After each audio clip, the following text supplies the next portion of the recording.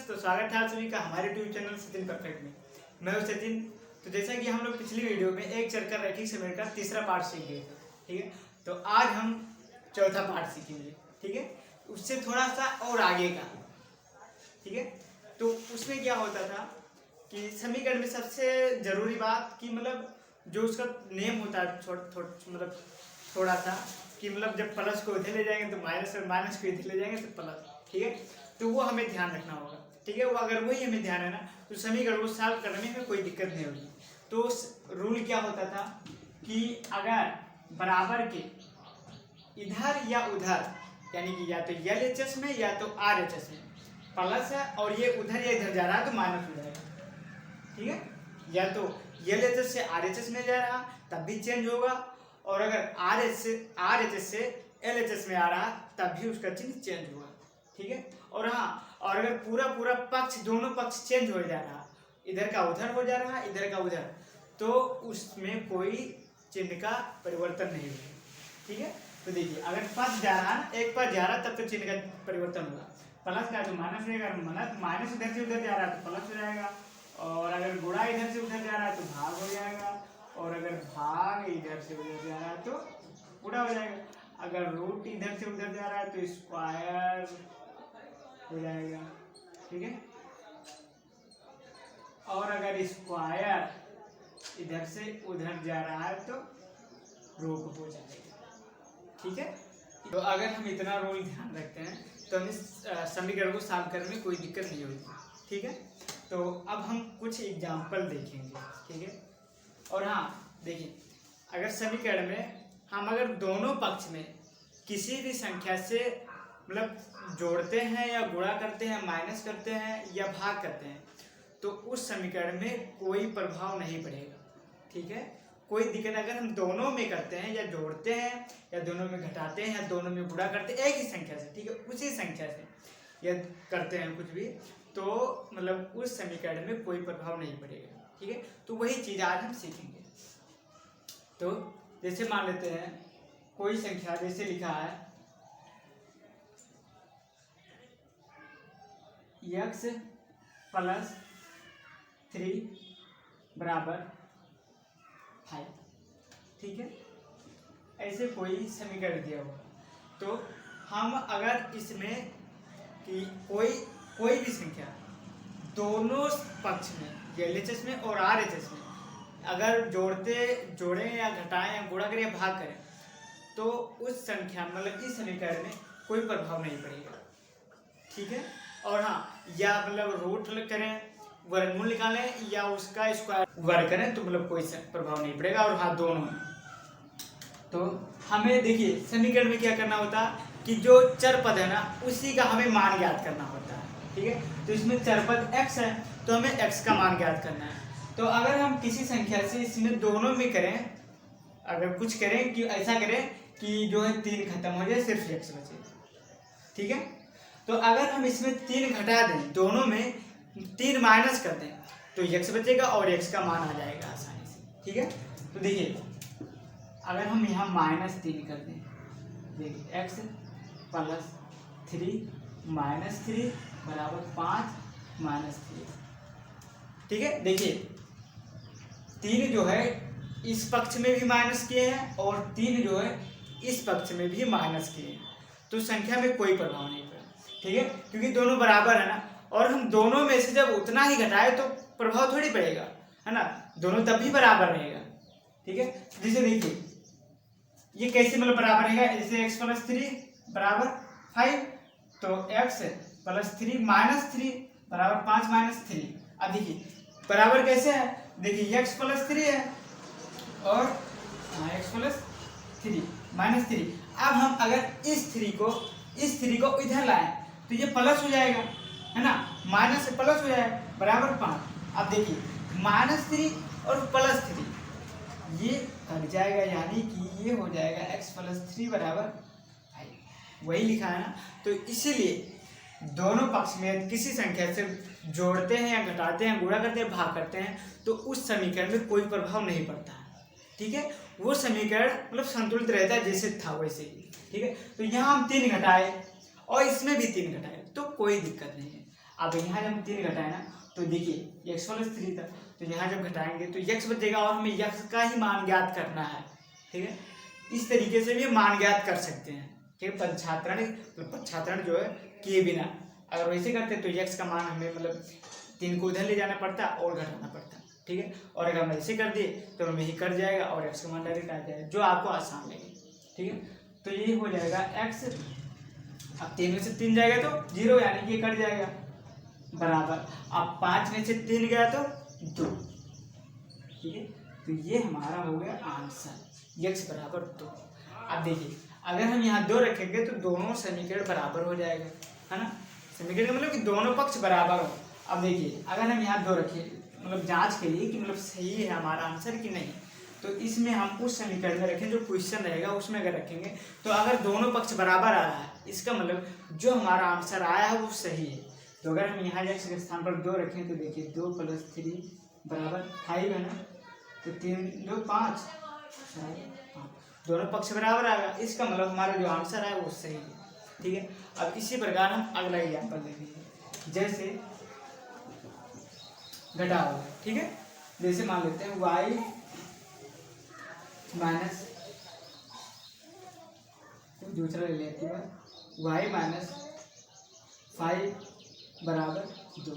ठीक है, तो अब हम किस संख्या को इसमें जोड़े घटाएं कि यहाँ सिर्फ y बचे और मतलब y का मान हमें ज्ञात हो जाए। तो अगर हम इसमें 5 जोड़ देते हैं दोनों में तो यहाँ सिर्फ y बचेगा और y का मान हमें आसानी से आ जाएगा। तो अगर हम दोनों पक्ष में y जोड़ देते हैं, ठीक है, और हम जो करेंगे अपने तरफ से जो भी हम करेंगे अलग से जोड़ेंगे घटाएंगे तो दोनों पक्ष में करेंगे। ठीक है, तभी से अगर हम एक पक्ष में करते हैं तो वो गलत हो जाएगा। ठीक है, तो हो जाएगा y माइनस 5। अब अगर यहाँ 5 जोड़ें तो 5 5 कैंसिल होगा और y सिर्फ बचेगा, प्लस 5 बराबर 2, और इसमें भी 5 जोड़ेंगे। देखिए इसमें भी 5 जोड़े, इसमें भी 5 जोड़े। ठीक है, तो ये हो जाएगा, कट जाएगा ना, क्योंकि 5 में से 5 जाएगा 0 बचेगा, तो y बराबर हो जाएगा 5 और 2 7। ये हमारा हो जाएगा आंसर, सिंपल। ठीक है, अब इसी प्रकार कुछ अगला यानी कि गुणा वाला देखेंगे। ठीक है, जैसे मान लेते हैं कोई संख्या दिया है 6x, ठीक है, प्लस 2 बराबर 4। ठीक है, ऐसे कोई संख्या दी हुई है, तो अब हम इसमें ऐसी की संख्या से क्या करें कि x खत्म हो जाए, सॉरी x का जो गुणांक है वो खत्म हो जाए और सिर्फ x बचे। तो अगर हम इस दोनों समीकरण में 6 से भाग करते हैं, देखिए यहाँ 6 है ना, जितना गुणांक रहेगा उसी से अगर हम भाग करेंगे तो मतलब x बचेगा। ठीक है, वो कट जाएगा। तो अगर हम दोनों पक्षों में x से मतलब 6 से भाग करते हैं तो हो जाएगा, देखिए 6x + 2 बराबर 4। अब दोनों पक्षों में हम 6 से भाग करेंगे तो 6 से भाग इसमें हो जाएगा और 6 से भाग इसमें हो जाएगा। ठीक है, तो इसे हम कैसे लिख सकते हैं, देखिए इसे लिख सकते हैं 6x + 6/6 + 2/6, है ना। जैसे मान लेते हैं लिखा है 2y + 3 बराबर 4 और बटे 4। तो इसे कैसे लिख सकते हैं, 2y + 3, तो हम इसे ऐसे भी लिख सकते हैं ना। इसी प्रकार यहाँ हम अगर बटे में 6 है ना तो दोनों में है। ठीक है, यहाँ अगर प्लस या माइनस कोई चिन्ह लगा है इसका मतलब वो दोनों पद में बटे में है। ठीक है, तो इसे ऐसे लिख सकते हैं, तो ये हो जाएगा बराबर 4/6। ठीक है, अब 6 से 6 कैंसिल, 6 से करेंगे, अब बचाइए। ठीक है, हम इस वीडियो में ये बता रहे हैं कि अगर हम किसी समीकरण में दोनों पक्ष में या जोड़ते हैं, घटाते हैं, गुणा करते हैं, भाग करते हैं, ठीक है, दोनों पक्ष में, तो उस समीकरण में कोई प्रभाव नहीं पड़ता। ठीक है, इसी प्रकार देखिए x प्लस, अब देखिए यहाँ कट रहा है ना, देखिए इससे हम और सरल कर सकते हैं। ठीक है, तो 2 3 6 और ये भी कट रहा है, 2 दूनी 4 और 2 3 6। ठीक है, तो 1/3 बराबर 2/3। अब x बराबर क्या हो जाएगा, 2/3। अब जब ये इधर जाएगा तो माइनस हो जाएगा, तो 1/3 है ना। अब देखिए हर बराबर सिंपल घट जाएगा, तो x बराबर हो जाएगा 2 - 1 बराबर 1/3।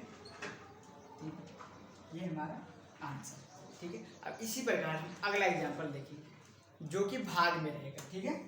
तो अब जैसे मान लेते हैं लिखा है x/3 + 2 बराबर 12, ठीक है। ऐसे कोई संख्या दी हुई है, ठीक है। तो इसमें हम क्या करें कि ये जो 3 है खत्म है, ये सिर्फ x बचे। तो अगर हम इसमें 3 से गुणा कर देंगे तो x जो है बचेगा और 3 खत्म हो जाएगा, ठीक है। तो ये हो जाएगा x/3 + 2 बराबर 12, ठीक है। और 3 से जो गुणा करेंगे दोनों पक्ष में करेंगे, 3 यहाँ हो जाएगा और गुणे 3 यहाँ भी हो जाएगा, ठीक है। अब देखिए ये हो जाएगा x/3 गुणे 3 + 3 दूनी 6, क्योंकि जो 3 से है ना दोनों पद में गुणा होगा, तो ये हो जाएगा 12 × 36। अब 3 से 3 कैंसिल, अब x + 6 बराबर 36 है ना। अब x बराबर हो जाएगा 36 - 6, क्योंकि प्लस है उधर तो इधर जाएगा तो माइनस है ना। तो x बराबर हो जाएगा 3, ये हमारा हो जाएगा आंसर, ठीक है। अब इसी प्रकार हम अगला एग्जाम्पल देखेंगे। ये कौन सा था, तीसरा था ना। जैसे अगला जैसे लिखा है 2x बराबर 9, ठीक है। √2x बराबर 9। तो हमें जो है रूट हटाना, तो अगर हम दोनों का वर्ग कर दें, ठीक है, तो रूट हट जाएगा इसका। तो इसे हम कर सकते हैं 2x रूट बराबर 9। अब जो करेंगे वो दोनों में करेंगे, तो इसका हम वर्ग कर देंगे और इसका भी हम वर्ग कर देंगे, ठीक है। अब जब इसका वर्ग करेंगे तो रूट हट जाएगा, तो हो जाएगा 2x बराबर 9 81। अब x बराबर क्या हो जाएगा 81। तो ये कैसे हट जाता है, जैसे देखिए 2x है ना, इसका स्क्वायर है, तो स्क्वायर का मतलब कि उतने से उतनी बार गुणा करें, तो हो जाएगा √2x गुणे √2x है ना। अब देखिए रूट के अंदर 2 दूनी 4 x²। अब 2 का वर्गमूल 4 का वर्गमूल 2 और x² का 2 का 2x, ठीक है। इस प्रकार हमारा आंसर जो आ गया वो आ गया x बराबर 81/2, ठीक है। अब हम इसी प्रकार अगला एग्जाम्पल देखेंगे। जैसे 9 + x बराबर √2, ठीक है। तो हमको इनका रूट हटाना है, तभी हम सॉल्व कर पाएंगे।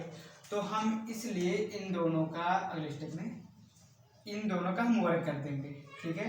तो 9 + x बराबर √2। अगर हम इन दोनों का वर्ग कर दें तो रूट हट जाएगा है ना, और जो करेंगे दोनों पक्ष में करेंगे, तो ये हो जाएगा 9 + x, क्योंकि अगर हम वर्ग करते हैं तो रूट हट जाता है, ठीक है। इस प्रकार और रूट से हटता है, ठीक है। तो ये आएगा तो x बराबर क्या हो जाएगा 2 - 9, क्योंकि प्लस हो जाएगा, तो x बराबर हो जाएगा -7, ठीक है। तो अब हम कंप्लीटली एक चर का रैखिक समीकरण सीख चुके हैं, ठीक है। एक चर का मतलब कि जिसमें एक ही चर पद था, ठीक है, एक ही प्रकार था, ठीक है, वो सीख चुके हैं। अब हम अगली वीडियो में 2 चर का रैखिक समीकरण सीखेंगे, ठीक है। तो अब हम मिलते हैं अगली वीडियो में। तो अगर हमारा वीडियो पसंद आया हो तो लाइक कीजिए, कमेंट कीजिए और ज़्यादा से ज़्यादा शेयर कीजिए, और हमारे चैनल को सब्सक्राइब भी कर लीजिए और बेल आइकन को दबा दीजिए, ताकि हमारा आने वाला अगला वीडियो आप तक पहुँच सके। धन्यवाद।